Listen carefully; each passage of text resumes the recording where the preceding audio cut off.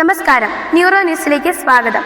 കേരളത്തിന്റെ സമ്പന്നമായ സാംസ്കാരിക പൈതൃകത്തിന് സംഭാവന നൽകുന്ന നിരവധി കലാരൂപങ്ങളെ പറ്റി നമുക്കറിയാം.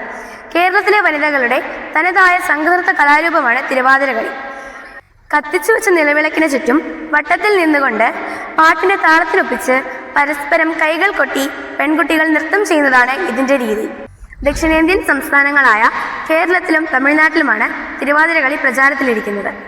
വളരെയേറെ പൈതൃക പാരമ്പര്യമുള്ള ഈ മഹത്തായ കലാരൂപം ഇനിയുമുള്ള തലമുറകളിലേക്ക് കൈമാറ്റം ചെയ്യപ്പെടേണ്ടതാണ്.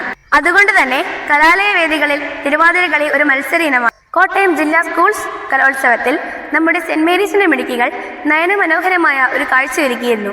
അതിൽ പങ്കെടുത്തവർ ജിയോണ, എയ്മി, ലക്ഷ്മി, അഭിരാമി, ഡെൽന, വിസ്മയ, ഗംഗ, ദിൽന, രാധു, ശ്രേയ എന്നിവരാണ്. അപ്പോൾ നമുക്കൊന്ന് കണ്ടാലോ?